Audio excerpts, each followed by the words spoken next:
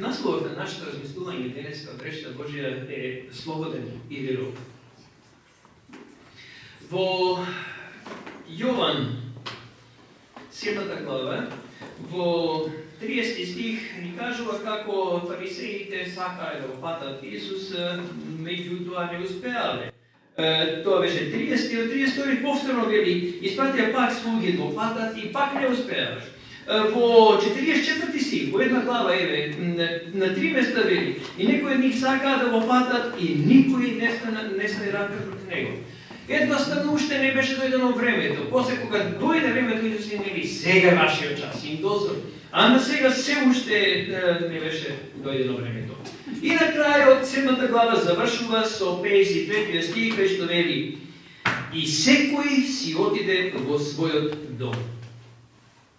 Браќи и сестри, моето прашање за нас е, а каде отиде Исус? Секој си отиде во својот дом. А каде отиде Исус? И тој отиде кај таткото, не? 8 глава први стих. Исус отиде на Маслинската гора. Отиде Исус на Маслинската гора. Зошто? Што барал таму?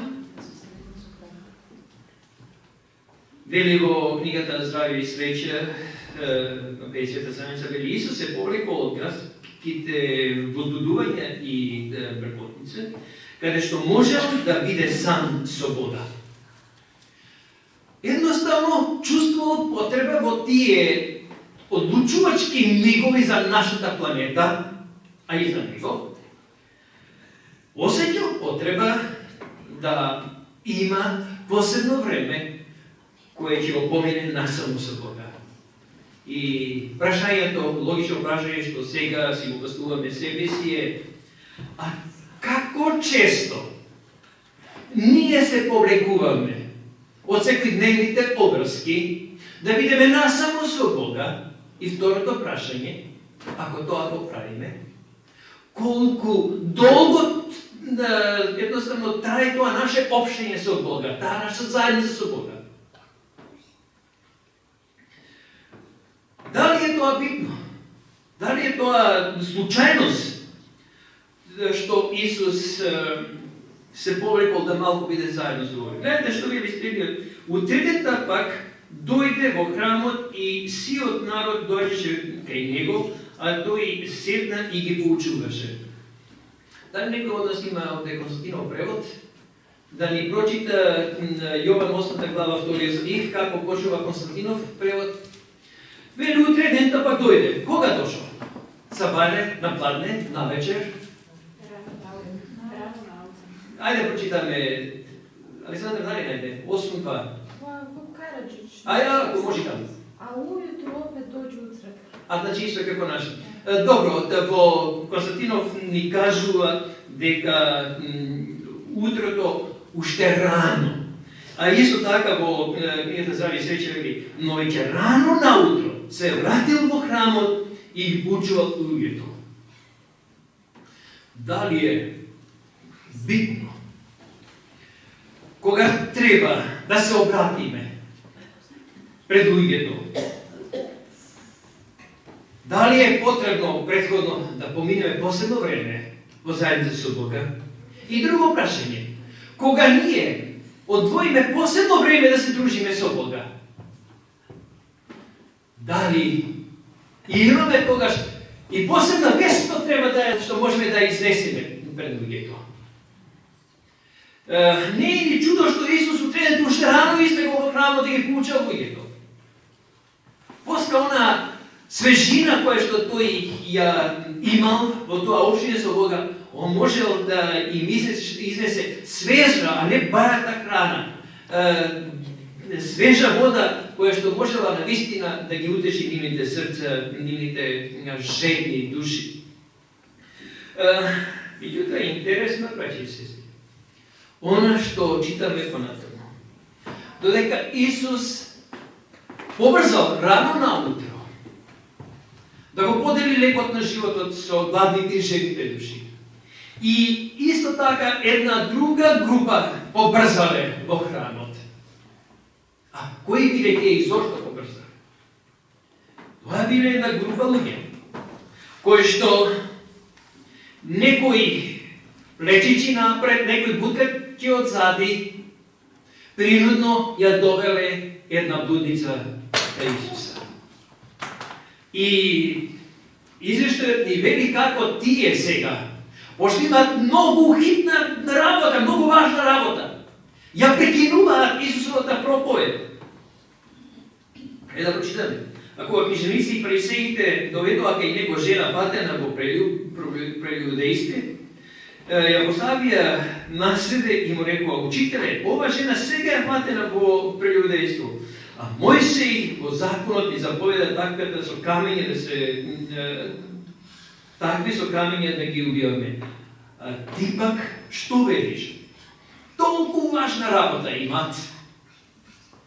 И сега го прекинуваат неговата важна работа која што тој има во изнесувањето од делењето на левот на животот со гладните и жените, затоа што имаат хитен случај. Жена, како што вели, сега патена. А Мојсей вели таквите со камење да се засипат. А дали Мојсей вели нешто друго таму во законот? А тоа го се прескокнале. А каде сведокот? А учесникот? Едноставно тие во нивната лажна почит која имаат према речта Божја, према Библијата, ја кријат својата тајна завера која имат сега, да му стават цопка на Исуса. Ако тој ги подрже и каже да треба со камења да се засипе, тој ќе се огреши од римските закони. Затоа што евреите немале право да погубат никого. И затоа фарисеите, свещениците колку пати покушаваа да го убедат Пилат дека Исус навистина заслужува смрт, зашто без тоа тие не можеа да постигнат својата цел. И што прави сега Исус? Што им одговорил на овој Исус? Што одговорил Исус? Ништо не одговорил Исус. Ништо не одговорил Исус. Се наведнал. Ајде да видиме. И тоа го рекоа за да го искушуваат, за да го обвинат. А Исус се наведна долу и почна со прст да пишува во земјата и не гледајќи ги. Ништо не одговара, ни да ни не. Се наведнал и пишува, доле и сите многу добро знаеме што пишувал.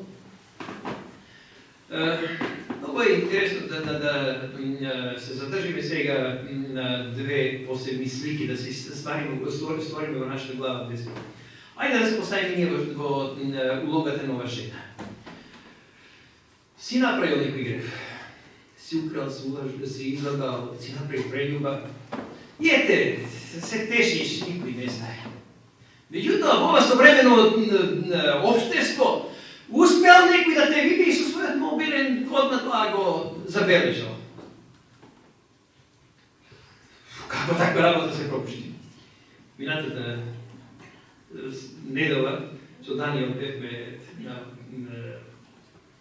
пештерите таму во Чифлик Змеовец, најдовме една лисица патена на примка и му дадов телефонот на Дани да снима, а јас покушав и успеав некако да ја ослободам, да со секирата морав да пресечам примката, она беше толку измачена. И Данијел тоа го снимаше се на мојот телефон, меѓутоа немало доволно меморија и не се зачувала снимката. Колку ми беше криво што не ја зачував таа снимка. А замислите сега, некој ве вишол во некоја таква ситуација и тој успеал да ве сними. И сега доаѓаш овде во црква, се прави светец, а одеднаш он ти пушта овде на екранот и сите гледат твојот греф. Како би се чувствувал?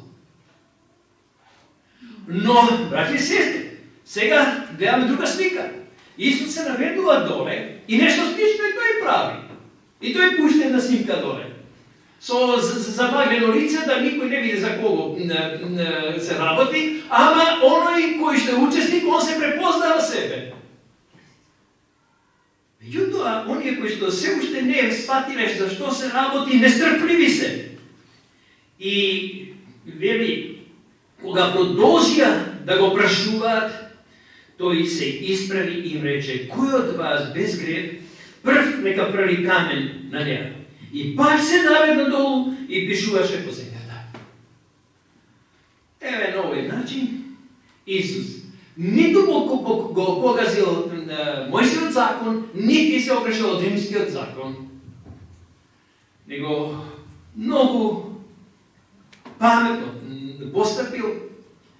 Тој и понатаму доле во прашината почнал да ги изнесува на видело ни тајни греови со тоа што не пишувал тука име, ама секој себе можел да се препознае и како го примитувале своето име, својот грев.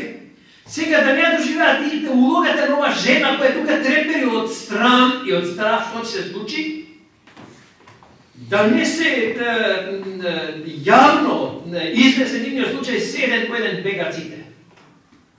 И најпосле, пошто ни еден од нив не бил без грев, ни еден не се осудил да фрли камен на жената. Меѓутоа, жената се уште стои овде и во копнежот вели трепери до страх, од страх и од страх. И очекува сега што ќе направи Исус со неа.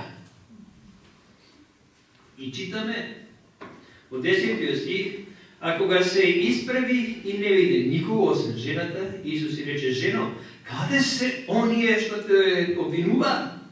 Никој не те осуди. Како да осудат кога одеднаш тие се најдоа во обрната улога, уместо обвинители се најдоа на обвинителско столче и побегнаа да не бидат обвинети. И Исус вели: никој не те осуди. А таа рече: никој, Господи. Тогаш Исус и рече: ни јас не те осудувам. Оди си и немој повеќе да грешиш. Еве Исус овде вели нешто што звучало како најпрекрасна мелодија, музика во низините уши. Ни јас не те осудувам. Драги мои, додека за сите присутни ова жена заслужувала само прекор, интересно е како Исус со нежен глас и вели дека не ја осудува. Има сочувство. Зошто тој едноставно ги изговара овие зборови? Дали затоа што Исус го толерира гревот? Тој многу убаво и кажува: оди, ама повеќе не греши. Меѓутоа, Исус знаел нешто друго. Исус го познаел незиното срце. Исус ги познавал околностите која довеле ова жена до овој грех. Знаел многу работи кои што за останатите биле тајна. И затоа апостол Павле, мислам беше прва или втора, мислам прва Коринќаните 4 глава, вели: јас не марам, одма на почетокот, јас не марам што вие ме осудувате или некој друг. Прво не споминувам, ама не е тоа, него има еден кој што знае она во тајното што е и во тајното на срцето. Тој еден ден ќе суди на целиот вселенски свет. И затоа, браќи и сестри, да не бидеме така брзи, а знаеме ние да бидеме така брзи како ова жена во својата ревност за вистината, за правдата, ревноста за Бога. Многу сме брзи да ги осудиме луѓето, без да покушаме да ги сватиме. Да сватиме кои околности ги навеле на тој грех. И кога ќе сватиме околноста, едноставно ќе имаме многу повеќе сожалување и тогаш не ќе биеме спремни како фарисеите да осудиме, не ќе биеме спремни да помогнеме на таквите особи. Исус направил много чуда и ги оставил во Библијата да се бидат запишани преко своите апостоли, свои слуги, за ние денеска да се учиме, да се охрабриме. Меѓутоа, драги мои, од сите чуда, слушање Господин Вајко Копнежот сака да каже да ова едно можеби од најголемите чуда што Исус ги направил. Дали се слагате вие со ова? Зар не се поголеми чуда кога тој мртви викаше? Другите чуда, многу од тие чуда кои што ги направи Исус. Исус едноставно ги излекува болните од физичката болест, ама тие после тоа пак умрела. Но овде Исус ја излекол една жена од духовна болест. И таа ќе умре повторно со првата смрт, ама никогаш нема да умре со втората смрт. И затоа што овде се работи за духовен проблем, излекување на духот на оваа жена, затоа слушање Господова сака да каже дека ова е еден од најголемите чуда, ова е едно од најголемите чуда кои Исус ги направи. А сега сакам да си поставиме себе си прашање. Дали нас не мачи некој проблем? Може би не мачи некоја болест. Може би некој од нас има и некоја посериозна болест која многу ни ствара проблеми. Меѓутоа, дали имаме некој духовен проблем? Дали имаме некој таен грев? Нешто што ние се тешиме, дали затоа што никој не знае или се тешиме да не е тоа таква голема работа, какви се може изговори да имаме. Меѓутоа, нешто што сепак нам ни го одузима мирот, да можеме во потполност да се радуваме на благословите Божји. Дали имаме, браќи и сестри, нешто такво во нашето срце? Ако имаме нешто такво, ние можеме да постапиме на два начина. Првиот начин е да постапиме како фарисеите. Тие кога видоа, кога ги осведочи Исус, побегна. И јас можем да си излезам овде денеска во оваа врата и пак да си продолжам понатаму да си живеам како што живеев до сега. Ама можем и нешто друго да направам.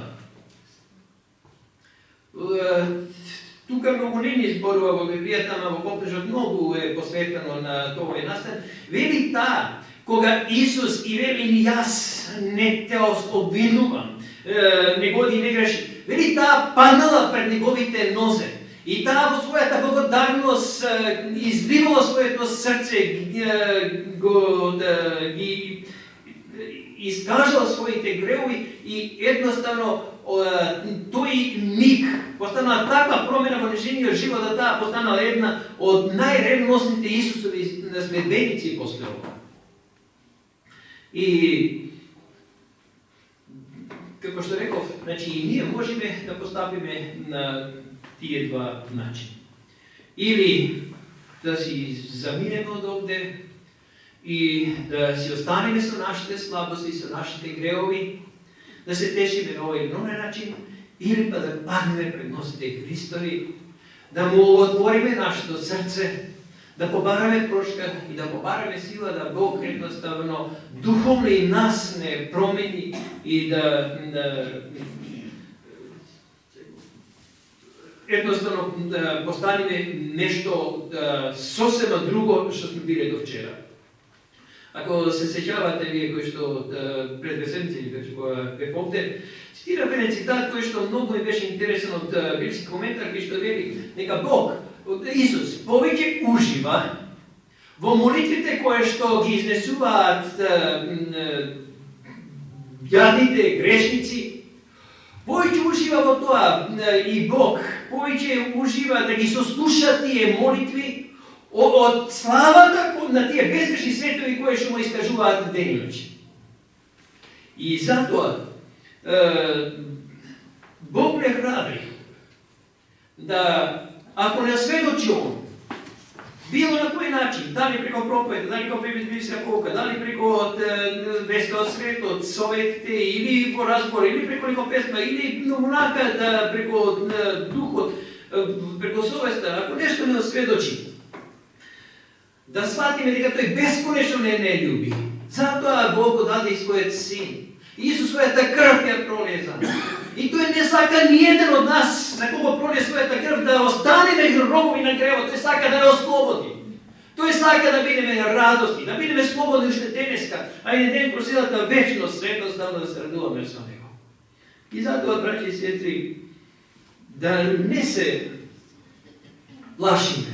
Тој кој што ги скроти лавовите во јамата кај што беше проен Даниел, тој кој што ги скроти пламените јазици кога беа прани трите момчиња во она жарена печка, кој што го смируваше ветерот, бурите, тој може едноставно да донесе мир на секоја душа, а и на она кој што можеби најдлабоко западнал во гревот, кој што можеби се бори со страшни проблеми во својот живот, страшни духовни проблеми во својот живот.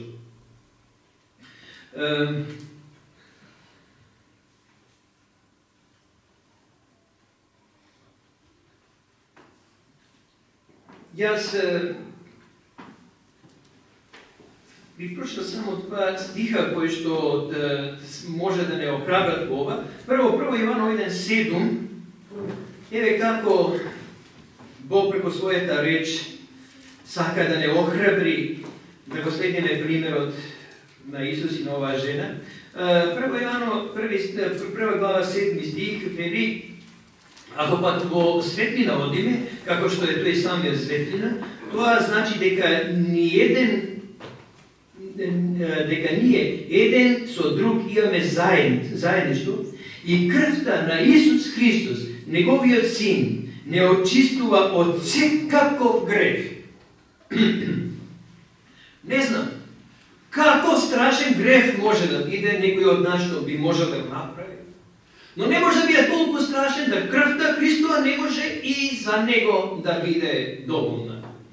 Или уште по-охрабрителни зборови, мили зборови кои што често сакаме да ги слушаме во Римјаните 8 глава, многу познати зборови, верувам дека често ги споменуваме и самите.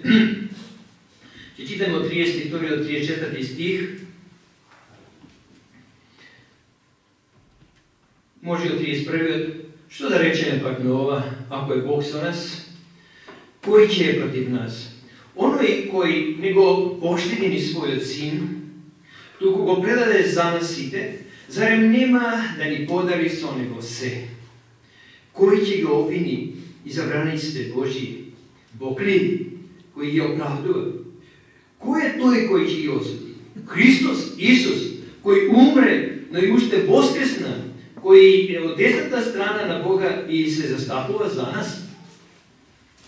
Кој е тој кој може да те обвини, брат и сестра? Можем јас да те обвинам. Може твојот брат, твојата сестра може да обвини.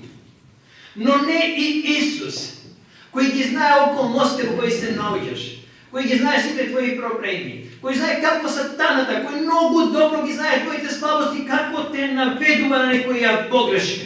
А он многу добро те студира и многу знае каде можеш да паднеш. А Исус сето тоа го знае.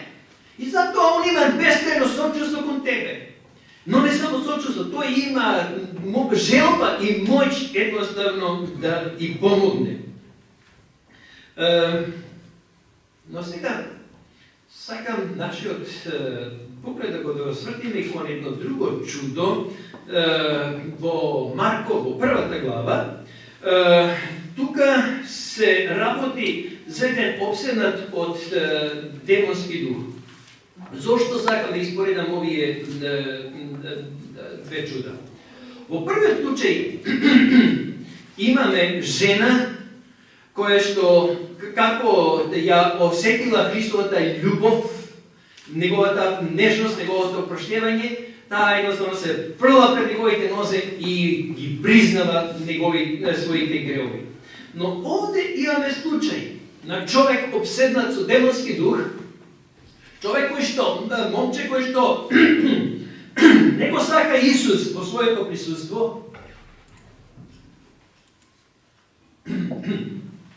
кој што едноставно бара од него да го напушти. Знаеме кои си ти, зошто си дошол пред мене да не мачиш и едноставно нигде не гледаме ниеден збор со кој што ова момче би кажало дека има желба Исус да му помогне. Но Исус го отерал од него злиот дух и го ослободил да не биде повеќе роб. Кога ова го читаме, испаѓа дека тоа многу било едноставно, но Лука 4 глава 35 стих ни кажува дека не било баш така едноставно. Лука 4:35 читаме, а Исус му заповеда говоречи: молкни и излезе од него. Па откако го гутна наседи, духот зол излезе од него и ништо лошо не го направи. Да гледаме дека не било така едноставно. Голема борба се водела за него, како што прочуваме во Писаното Лука. И ѓаволот сакал да го уништи ова момче. И со посви сили тој успеа да го сруши доле како мртов. Ама овде е оној кој што има моќ и на ѓаволот и на секој зло и сите сили што се. И тој за таков авторитет го заповеда и ова момче едноставно станува здраво и живо.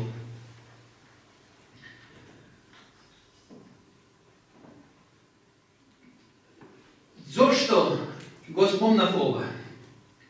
Затоа што кога ќе ни се упати некој апел, кога ќе слушаме нешто, кога Духот Свети ќе не вознемири малку, може би имаме сили јавно да го признаеме нашиот грех пред Бога, ако треба, ако е таков и пред луѓето, и да јавно се покаиме, а може би и тоа ни е тешко.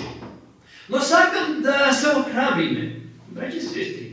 Ако немам сила во овој миг, така одлучно да го направам тоа, барем да имаме главо копнеш во нашето срце. Да се гадиме од тоа што сме го правиле, од она што Бог не осведочил дека не е добро. И да имаме копнеш да Бог не ослободи од тоа.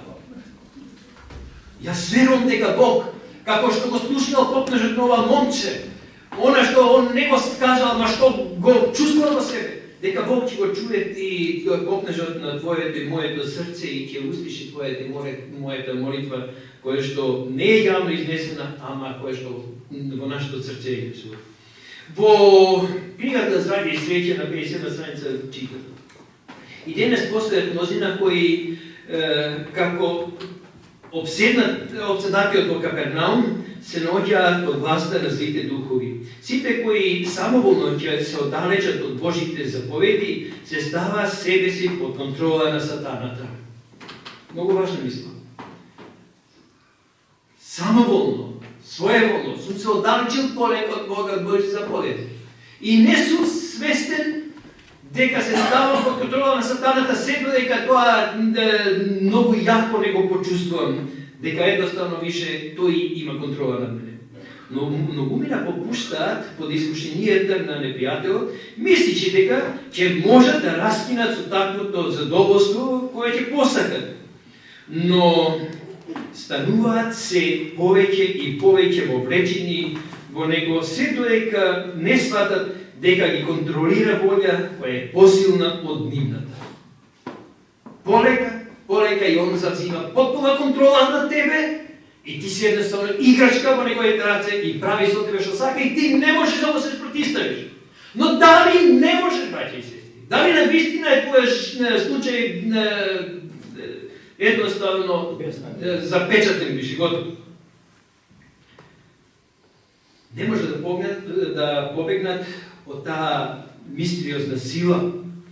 Тајниот грех или некоја силна страст можат од него да направат исто толку беспомошен роб, како што бил обседнатиот од Капернаум. И колко се радувам, што тука не завршува овој цитат, него вели: сепак, неговата состојба не е безнадежна. Бог не ги контролира нашите умови без наша согласност, но секој човек е слободен да ја одбере силата која ќе владе со него. Еве и за ова момче за кое што изгледало дека е безнадежно, ама Исус го спуштал копнеш на неговото срце и го излечил. Така и мојот и твојот случај колку да изгледа безнадежен. Може би, како што рекол, постепено сме се далечувале, сме да се облувиле од гласот на Светиот Дух и се повеќе сме западнувале под влијанието на сатаната и во еден миг, може би тој има потпуна контрола.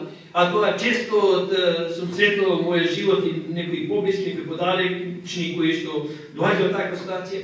Но Бог не храбри дека и таквиот случај не е за Бога изгубен случај. Само Бог сака ние тоа да го одлучиме, Он нема право без наша одлука. И затоа до нас стои, браќи и сестри, дали ќе се задоволиме со тоа да робуваме на нашата стара грешна природа и на сатаната и да станеме робови еднаш да дадеме судбината на сатаната и на сите безбожници, или ќе се побуниме, ќе побараме Бог да ни опрости нашите гревови, да не очисти, да не ослободи од таа сила, силата на гревот и да направи од нас слободни своји деца. Нека Бог ни помогне да сите денеска што стоиме овде и нашите мили драги, со Исус Навин кажеме: јас и мојот дом ќе го служиме на Господа. Јас ќе одлучам да му бидам слуга на Бога, а не да бидам роб на сатаната и на гревот. Нека Бог ја слушне нашата желба, нашата одлука, нашата молба и нека ја услиши. Амин.